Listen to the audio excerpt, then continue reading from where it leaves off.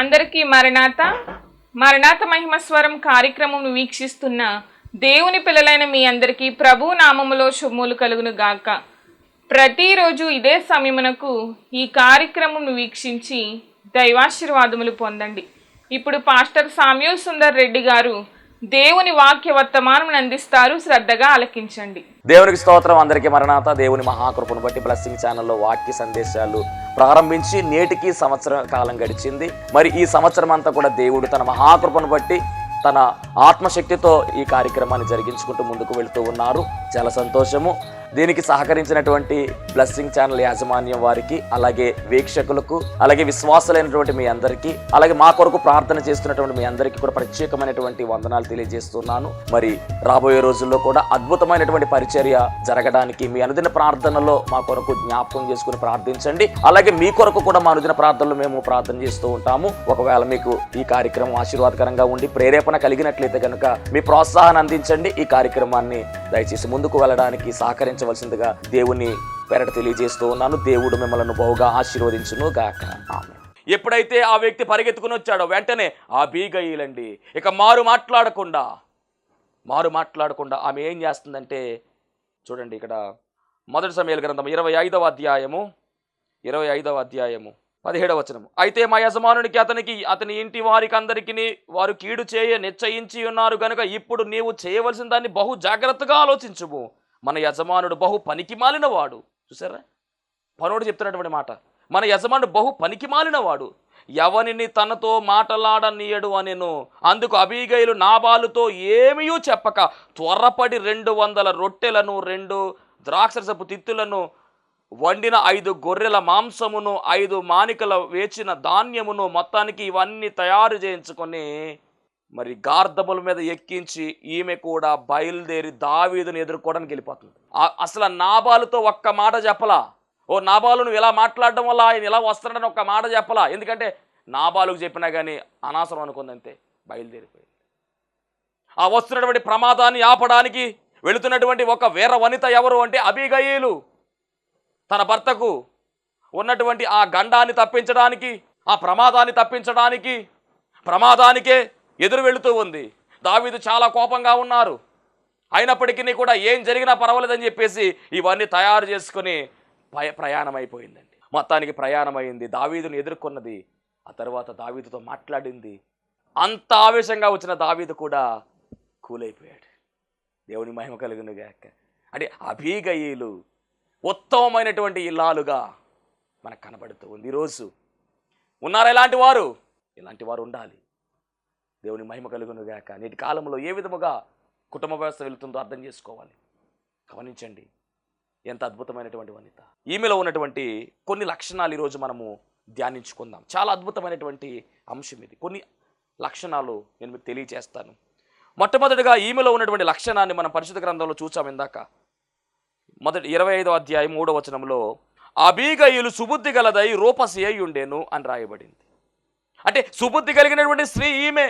మొట్టమొదటి లక్షణం ఏమిటంటే అబీగయీలు సుబుద్ధి గలదైనటువంటి స్త్రీ. సుబుద్ధి కలిగినటువంటి వారముగా మనం ఉండాలి. అంటే మంచి బుద్ధి కలిగినటువంటి వారముగా మనం ఉండాలి. మరి సుబుద్ధి కలిగినటువంటి స్త్రీ గురించి మనం ఆలోచన చేస్తే సామెతల గ్రంథము 19వ అధ్యాయము 14వ వచనంలో రాయబడినటువంటి మాట, గృహమును విత్తమును పితరులు ఇచ్చిన స్వాస్యము సుబుద్ధి గల భార్య యెహోవా యొక్క దానము అని రాయబడింది.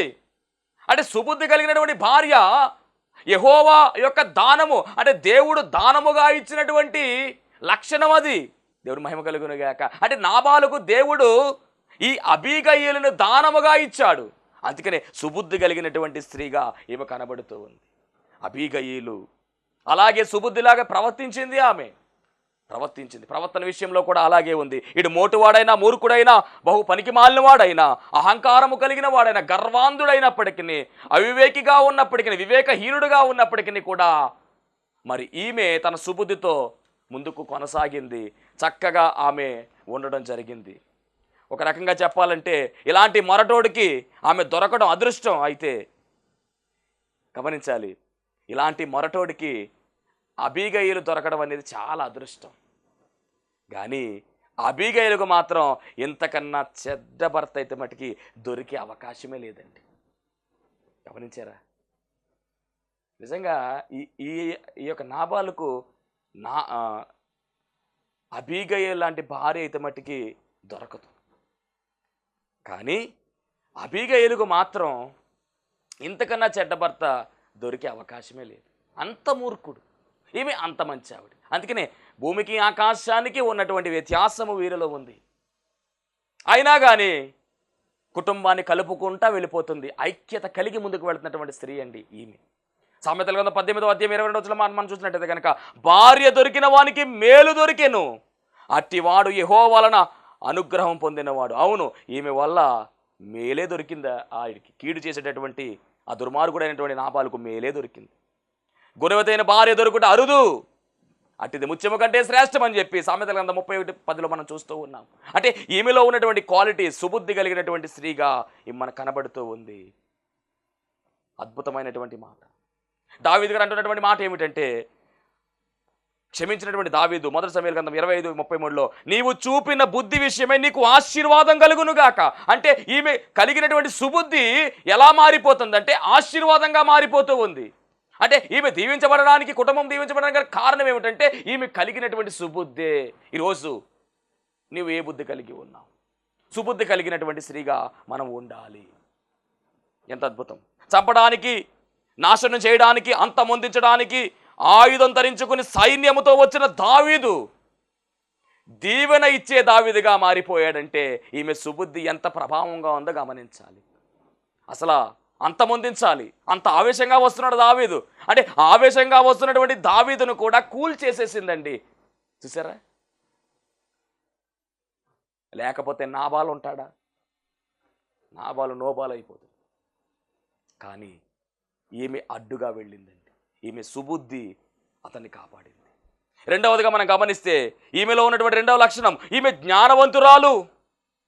రాబోతున్న ప్రమాదాన్ని తెలుసుకున్న ఈమె దాని నుంచి తన ఇంటి వారిని ఎలా రక్షించుకోవాలో వెంటనే ఆలోచన చేసినటువంటి జ్ఞానవంతురాలు ఆలోచన చేసింది.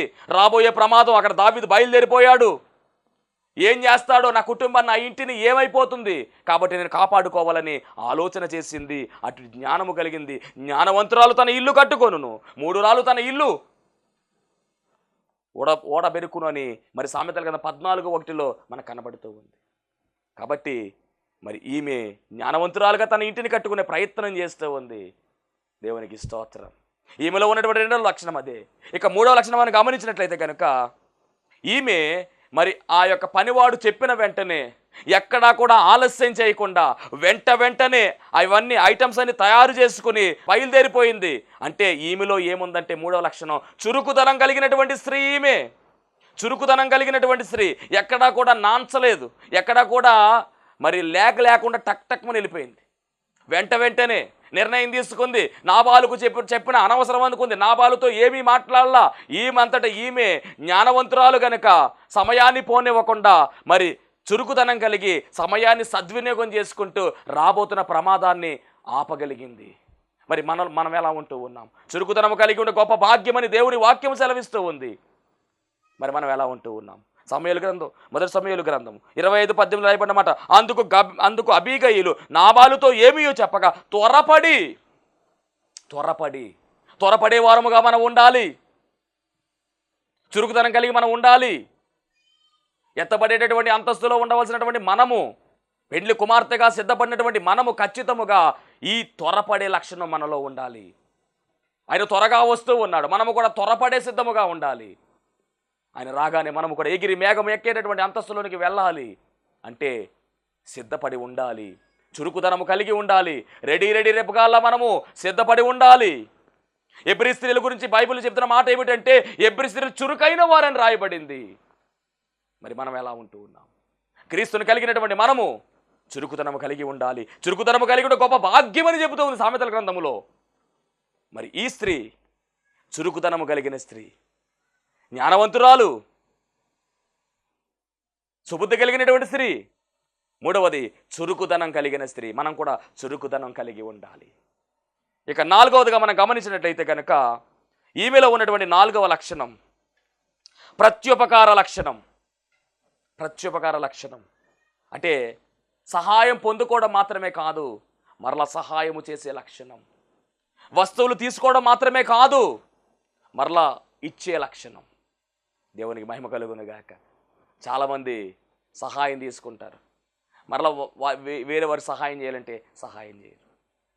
అంటే వస్తువులు తీసుకునే వారముగా మాత్రమే ఉండిపోకూడదు, వాటిని ఇచ్చేవారంగా కూడా మనం ఉండాలి. ఎదుటి వారికి మనం సహాయపడేలా ఉండాలి. ఇక్కడ గమనించినట్టయితే కనుక మరి ప్రత్యుపకారం చేసిన స్త్రీగా మనకు కనబడుతూ ఉంది. సమూయేలు మొదటి సమూయేలు 25వ అధ్యాయము 20-21 ప్రకారం మనం చూస్తే కనుక 20-21 ప్రకారం, కార్దం మీద ఎక్కి పర్వతపు లోయలోనికి వచ్చుచుండగా దావీదును అతని జనులను ఆమెకు ఎదురుపడిరి.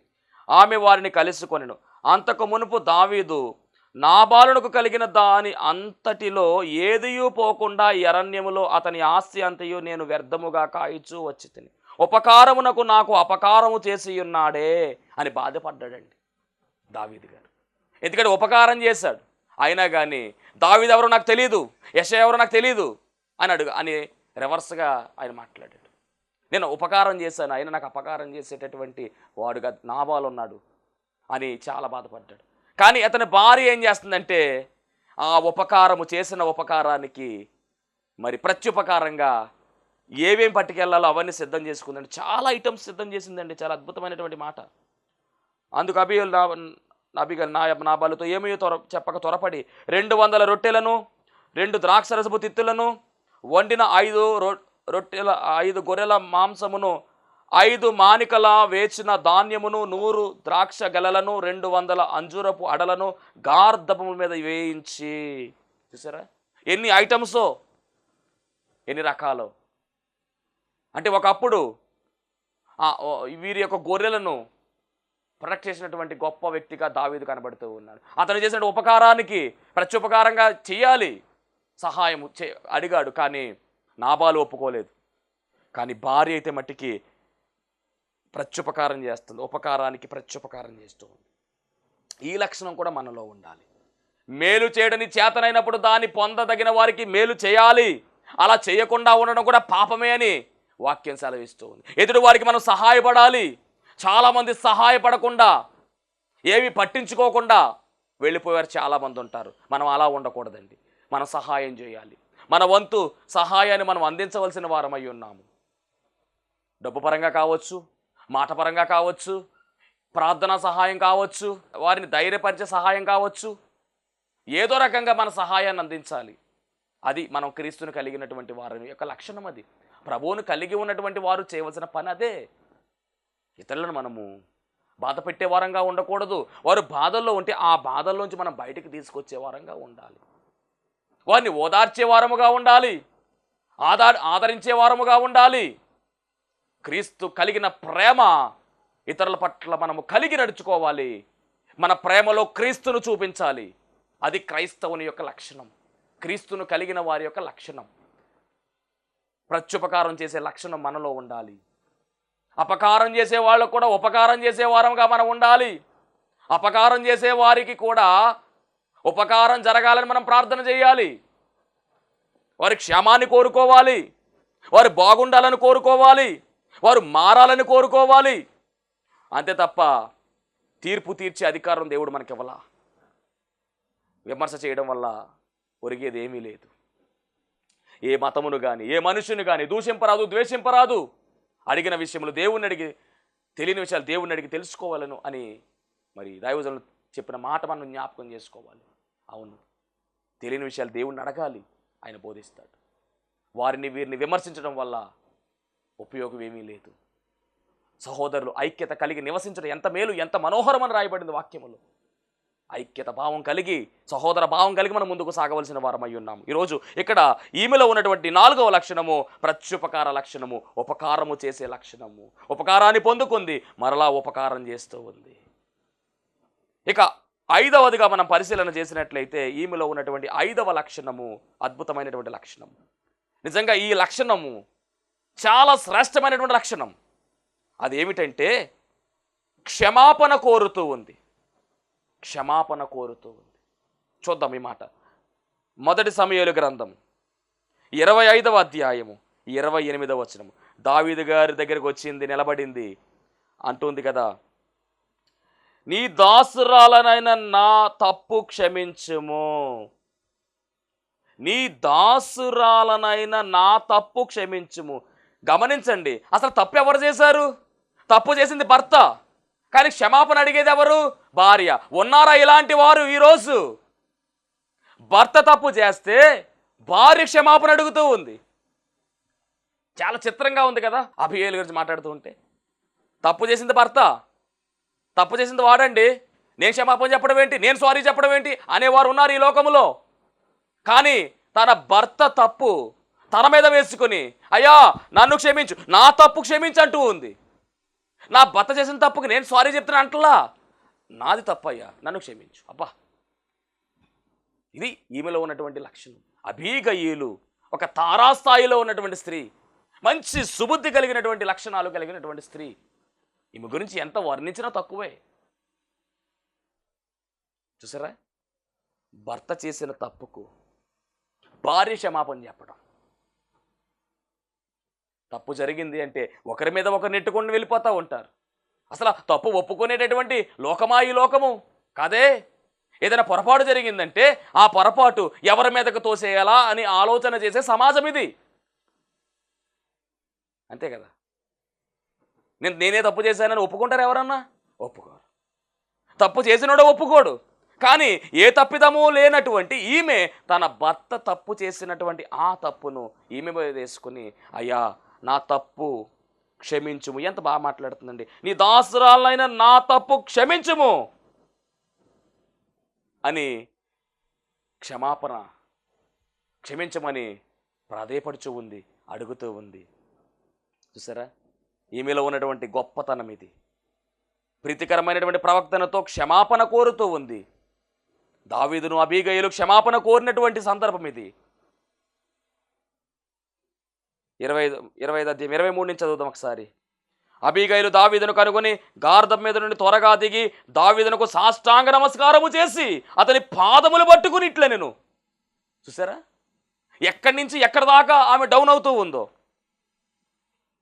ఏదో తగ్గింపు స్వభావంలో ఆమె ఉందో, చాలా తగ్గింపు స్వభావం. దీనికి కారణం ఎవరు అంటే నాబాలే కారణం. అసలు నాబాలు వచ్చి కాలు పట్టుకోవాలి, దావీదు ఎవడు, యెష్షయి ఎవడు అని అడిగినటువంటి నాబాలు ఈ పని చెయ్యాలి. కానీ భర్త కొరకు, భర్త ప్రాణాన్ని కాపాడుకోవడానికి, కుటుంబాన్ని కాపాడుకోవడానికి ఈమె పాటుపడుతూ ఉంది. భర్తకి విషయాన్ని తెలియజేయకుండా, భర్తను బాధ పెట్టకుండా ఈమె సమస్యను పరిష్కరించుకోవడానికి దావీదు గారి కాళ్ళ మీద పడి ఏడుస్తూ ఉంది. చూడండి, అబీగయీలు దావీదును కనుగొని గార్ధం మీద నుండి త్వరగా దిగి దావీదునకు సాష్టాంగ నమస్కారము చేసి అతని పాదములు పట్టుకుని ఇట్లా నేను, నా ఏలినవాడా నా దోషము నాదని, ఈ దోషము నాదని ఎంచుము. నా భర్త చేశాడు కాదు, నేను చేశాను, నేను చెయ్యా. నా భర్త బదులు నేను క్షమాపణ అడుగుతూ ఉన్నాను అని అనడం కాదు, ఆ దోషము నాదే అని తన మీద వేసుకుంటూ ఉంది. వేసుకొని అంటున్న మాట ఏంటో తెలుసా? ఈ దోషము నాదని ఎంచుము, నీ దాసురాలు నన్ను మాటలాడలేము, నీ దాసురాలైన నేను చెప్పు మాటలను ఆలకింపము. నా ఏలినవాడా దుష్టుడైన ఈ నాబాలును లక్ష్య పెట్టవద్దు. అతని పేరు అతని గుణములను సూచించుచున్నది. అతని పేరు నాబాలు అంటే మోటుతనము, మోటువాడయ్యా ఆయన మొరటివాడు. కాబట్టి దయచేసి నా ఏలినవాడా యెహోవా జీవము తోడు, నీ జీవము తోడు, ప్రాణహాని చేయకుండా యెహోవా నిన్ను ఆపియున్నాడు అని చెప్పి చాలా విషయాలు అంటుంది కదా. నీ దాసురాలైన నా తప్పు క్షమించు అని ఎంతో వినయముతో మరి క్షమాపణ చెబుతూ ఉంది. క్షమాగుణము కలిగినటువంటి స్త్రీగా ఈమె కనపడుతూ ఉంది. దేవుని వాక్యం వింటున్నటువంటి దైవ జనాంగమా, ఇట్టి లక్షణము మనలో ఉండాలి. క్షమాపణ అంటే తప్పు ఒప్పుకునే లక్షణం మనలో ఉండాలి. తప్పు కప్పెట్టుకునే వారముగా మనం ఉండడానికి వీలు లేదు. మనము చేసినటువంటి తప్పిదాన్ని మనం ఒప్పుకోవలసిన వారమై ఉన్నాము. ఆ తప్పిదాన్ని మనము విడిచిపెట్టవలసిన వారమై ఉన్నాము. ఒప్పుదలని లక్షణం మనలో ఉండాలి. పాపము చేశాము, ఆ పాపాన్ని మనం ఒప్పుకోవలసిన వారమై ఉన్నాము, క్షమాపణ కోరవలసిన వారమై ఉన్నాము. అయ్యా నేను తప్పు చేశానయ్యా, నన్ను క్షమించు, అది పొరపాటు అయిందయ్యా, నన్ను క్షమించు అని ఆ తప్పును మనము ఒప్పుకుని విడిచిపెట్టేసే వారముగా మనం ఉండాలి. మరలా ఆ తప్పు వైపు మనము చూడకుండా ఉండాలి. కానీ నేటి కాలంలో తప్పు చేస్తూ ఉన్నాము, దేవుని సముఖంలో ఆ తప్పును ఒప్పుకోకుండా ముందుకు వెళ్ళిపోతూ ఉన్నాము. ఒకవేళ అలా ఉన్నట్లయితే శ్రమ, అలా ఉన్నట్లయితే చాలా ప్రమాదము.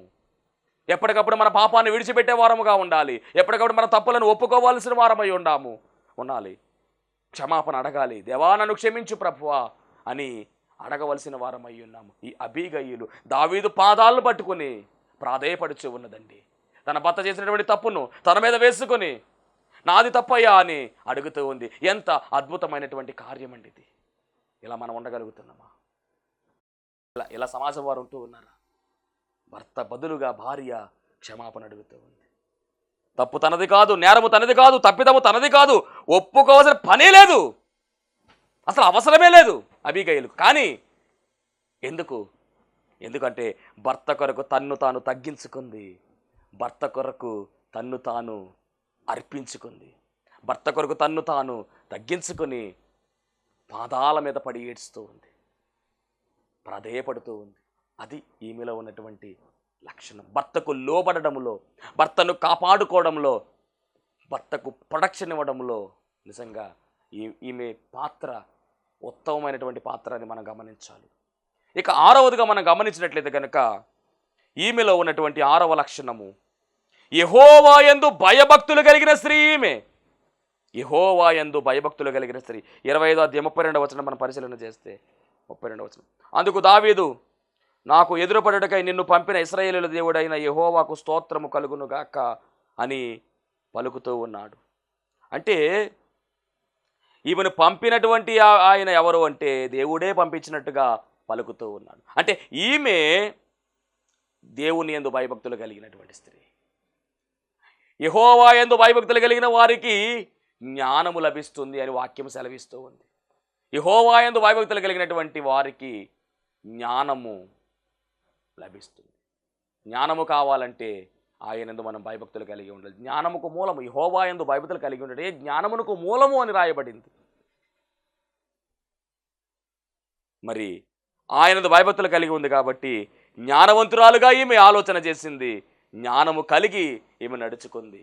అద్భుతమైనటువంటి స్థాయిలో ఈమె ఈరోజు నిలిచింది. ఎంత గొప్ప ధన్యత, ఎంత గొప్ప భాగ్యం ఇది. తన భర్తను కాపాడుకునేటటువంటి ప్రయత్నములో ఈమె ముందుకు సాగుతూ ఉంది.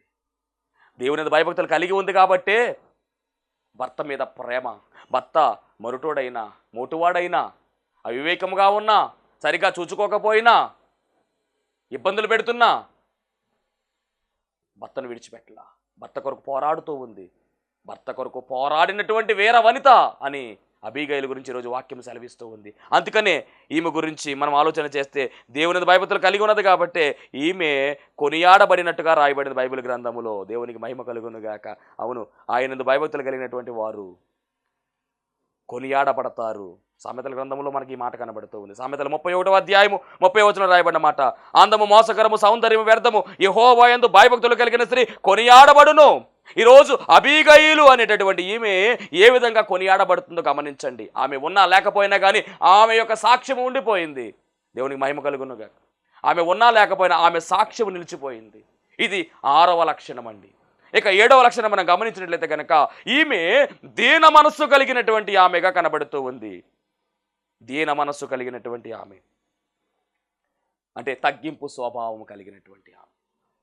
తన్ను తాను తగ్గించుకున్న వారిని దేవుడు హెచ్చిస్తాడనే మాట మనకు కనబడుతూ, తన భర్త కొరకు తన్ను తాను తగ్గించుకుని దావీదు పాదముల మీద పడి మరి చాలా వేదనతో మాటలు ఆడి తప్పును క్షమించమని ప్రాధేయపడి బ్రతిమలాడుకుని గోజాడినటువంటి గొప్ప తగ్గింపు.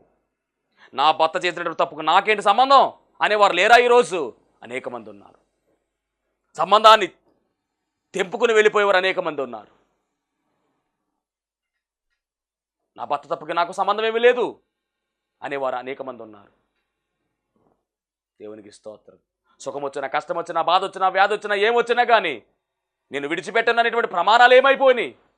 పిల్లనాడు చేసేటువంటి ప్రమాణాలు మనం జ్ఞాపకం చేసుకుంటే కనుక మరి సుఖదుఖముల యందు, వ్యాధి బాధల యందు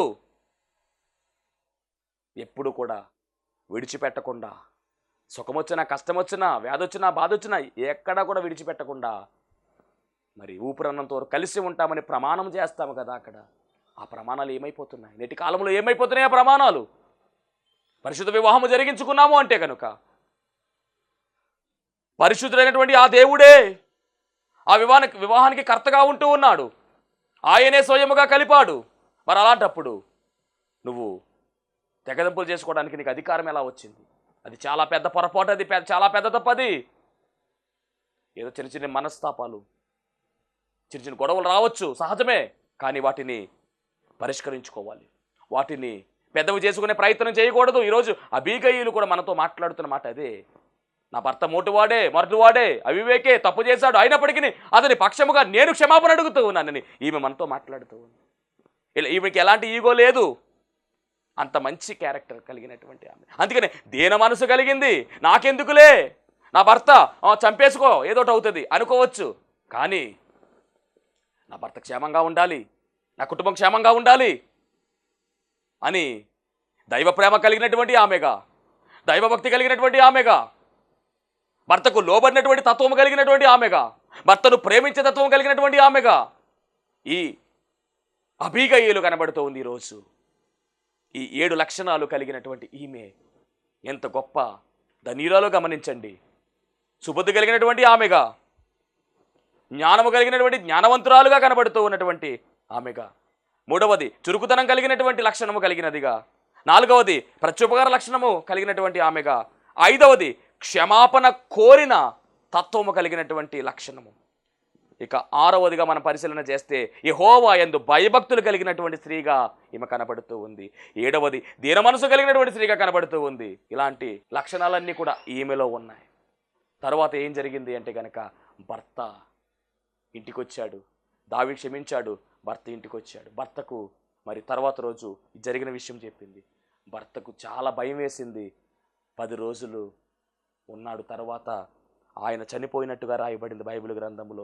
దేవుడే మొత్తినట్టుగా 10 దినములైన తర్వాత ఈ నాబాలును దేవుడు మొత్తగా అతడు చనిపోయాను.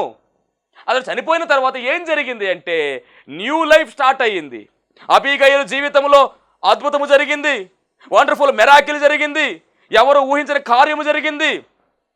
నాబాలుకు భారీగా పిలువబడుతున్నటువంటి ఈమె స్థాయి మారిపోయింది. ఈమెలో ఉన్నటువంటి ఈ లక్షణాలు దేవుడు చూచాడు, దావీదు కూడా చూచాడు. గమనించాలి. ఎప్పుడైతే నాబాలు చనిపోయాడు ఈ వార్త దావీదుకు తెలిసింది, వెంటనే దావీదు రియాక్ట్ అయ్యాడు. వెంటనే దావీదు ఏం చేశాడంటే కౌరంపి ఈ యొక్క అబీగయీల్ని మరి దావీదు వివాహం చేసుకున్నాడు. ఇప్పుడు నాబాలు భార్య కాదు, దావీదుకు భార్య అయ్యింది. ఎంత అద్భుతం అండి. వీరికి కిలియాబు అనేటటువంటి ఒక అబ్బాయి జన్మించినట్టుగా, కిలియాబు అంటే తండ్రి వలన స్థిరపరచబడిన వాడని అర్థము. అద్భుతమైనటువంటి చరిత్ర ఈమె కలిగి ఉంది. దావీదుకు భార్యగా మారింది. చూసారా? కాబట్టి దేవుని యందు భయభక్తులు కలిగి ఉన్నట్లయితే, ఈ లక్షణాలను మనం కలిగినట్లయితే మరి మనము కూడా అట్టి వరసలోనికి వెళ్ళిపోతాం. వరుడైన యేసుక్రీస్తు ప్రభువు వారిని కలుసుకోవాల్సినటువంటి మనము ఈ లక్షణాలన్నీ కలిగి ఉండాలి. ఇలా కలిగి ఉండి మరి పెండ్లి కుమార్తె వరసలోనికి, వధువు సంఘంలోనికి, వధువు సంఘ అంతస్తులోనికి మనమందరము కూడా చేరువయ్యే ధన్యత దేవుడు మనందరికీ అనుగ్రహించును గాక. ఆమేన్. మహోన్నతునికి వందనాలు, స్తోత్రాలు ప్రభువు. నీ బిడ్డలను దీవించండి, ఆశీర్వదించండి, ఆరోగ్య శక్తి వల్ల సమృద్ధిగా దయచేసిన కృపలో బలపరచమని అబీగయీల్లో ఉన్నటువంటి లక్షణాలు ప్రభువు నాయన మేము కలగడానికి సహాయము దయచేయండి. ఆ లక్షణాలన్నీ కూడా ప్రభువు నాయన మేము కలిగి ముందుకు సాగడానికి, ఎగిరి మేఘమెక్కడానికి కృప చూపించి మహిమ పొందుకోమని యేసు నామములో అడుగుచున్నాము పరమ తండ్రి. ఆమేన్. అందరికీ మరణాత.